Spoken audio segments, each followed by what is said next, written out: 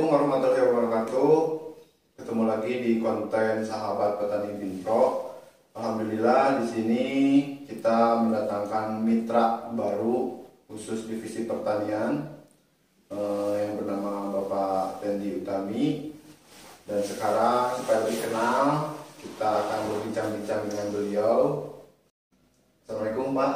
Waalaikumsalam. Gimana, sehat? Alhamdulillah sehat. Kemarin kita sempat datang ke Desa Cilenca untuk mendatangi klien Binpro yang membeli tanah untuk lahan pertanian di sana. Betul. Alhamdulillah responnya juga sangat bagus bagi para viewer gitu. Dia sangat mengharapkan untuk kedepannya Bapak membuat konten seperti itu lagi untuk mengedukasi dari pihak yang menonton ya. Nah, ini kita kan belum tahu nih kebanyakan siapa sih Bapak Tendi Utami itu, sejauh mana pengalamannya. Nah, di sini saya akan ingin menanyakan kepada Bapak sebelum bermitra bersama Binpro sendiri, Bapak itu pengalamannya atau awalnya bagaimana gitu sehingga bisa terjun ke dunia pertanian. Oke, terima kasih Bapak Gali. Selamat siang para sahabat petani yang ada di seputaran Purwasuka, Purwakarta, Subang, Tarawan. Maaf, ralat sedikit mungkin ya karena kita ini bukan ahli, tapi bisa dibilang sama-sama bermitra lah dengan semua customer ataupun masyarakat petani yang ada di Purwasuka. Perkenalkan, nama saya Tendi Utami SP, asal dari Bandung. Tapi sampai saat ini alhamdulillah saya sudah menetap di Purwakarta. Pada tahun 1992 saya lulus dari SMA 1 Kota Sukabumi, kemudian dilanjutkan ke Universitas Winaya Mukti Jatinangor. Saya ambil Fakultas Pertanian, untuk jurusannya adalah agrobisnis, dan lulus pada tahun 1997. Nah, selepas dari kuliah, alhamdulillah saya langsung bergabung dengan salah satu proyek Kementerian Kehutanan dan Perkebunan. Waktu itu kita bekerja sama dengan negara-negara Uni Eropa untuk Sustainable Forest atau pelestarian sumber daya alam. Nah, kontrak antara dua negara ini, saya salah satu staf di dalamnya, itu lebih concern ke bagaimana mengatasi global warming atau pemanasan global, akibat atau efek dari rumah kaca, kemudian polusi kendaraan ataupun polusi limbah asap pabrik. Sehingga pemerintah kita lewat Dirkutbun waktu itu bagaimana kita mempertahankan hutan yang ada di Pulau Kalimantan khususnya supaya lebih lestari, kemudian bisa menjaga atau mensiasati pemanasan global ke depan. Proyek itu berlangsung selama 5 tahun kontraknya, dan alhamdulillah saya beres sampai akhir kontrak di tahun 2002. Selepas dari Pulau Kalimantan, saya kembali ke tempat kelahiran, yaitu di Bandung.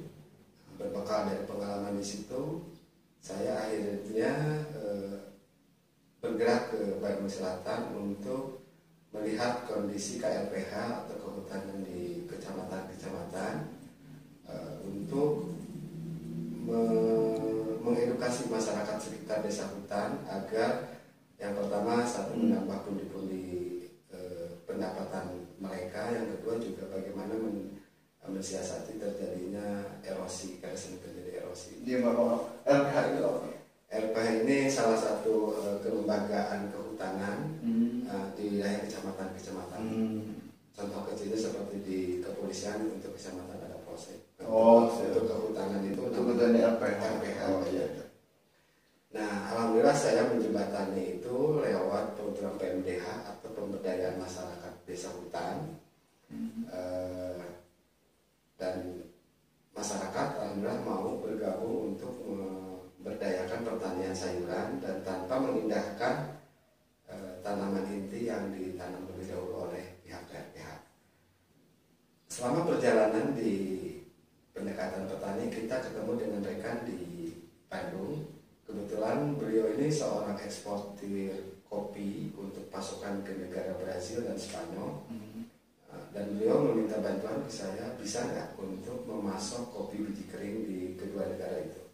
Dan alhamdulillah dengan sedikit keilmuan saya dan saya sedang bergerak di pembinaan masyarakat desa hutan, akhirnya teman-teman masyarakat desa hutan ini saya arahkan untuk menanam kopi yang jenisnya Arabica.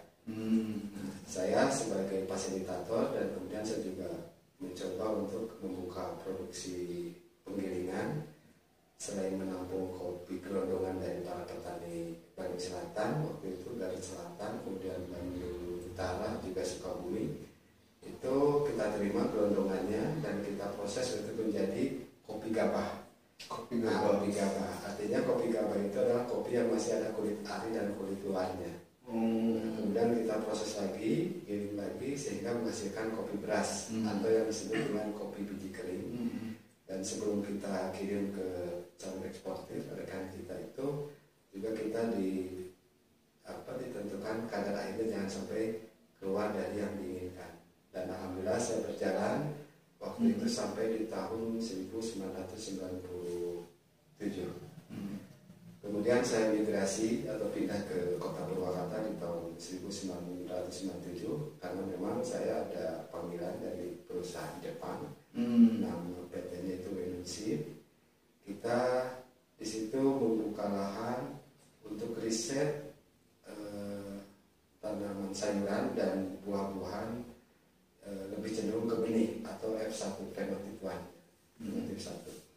Nah, 2 tahun berjalan dari PT Winansid ini saya bertemu dengan salah satu pemilik perusahaan Korea namanya PT Inkosit, letaknya di Purwakarta, dan kita lebih ekstensifikasi lagi itu ke lahan lebih luas yaitu 11 hektar.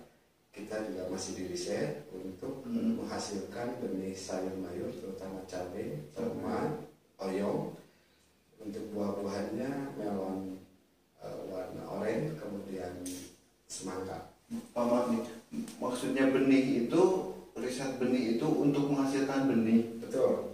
Jadi petani lebih cenderung ke produktivitas ya, ke produksi. Nah, sementara yang saya coba dijalankan memang saat ini kita bukan produksi tapi bagaimana menghasilkan benih baik itu sayuran maupun buah-buahan.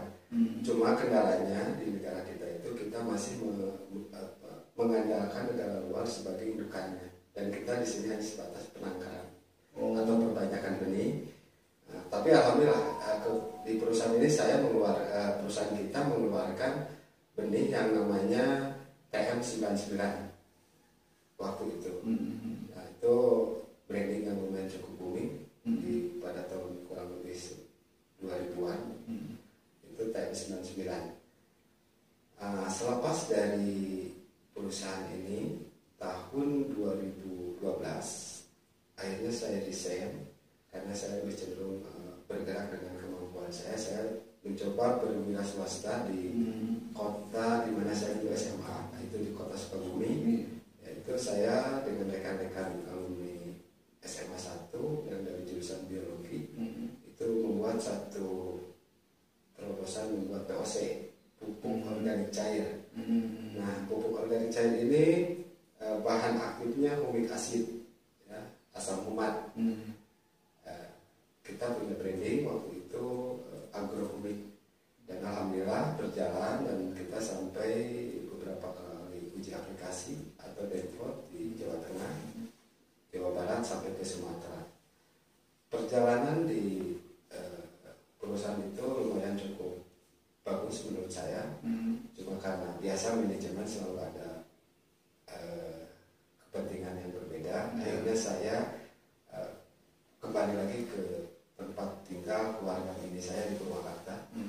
Dan di situ sekitar tahun 2014 saya mulai bertani sendiri mandiri dan mengajak beberapa petani di wilayah Purwakarta untuk sharing bagaimana supaya petani kita berhasil. Dan alhamdulillah sampai sekarang saya masih bermitra dengan para petani, dan ya kebetulan saat ini kita juga bisa bergandengan dengan Binpro untuk untuk sharing di pertanian. Itu Pak Mili. Baik, untuk selanjutnya kita akan memberikan pertanyaan kepada beliau, bagaimana mengenai kendala, cara mengatasi, mungkin ada tips dan trik mengenai pertanian. Terus ikuti ya channel Bro.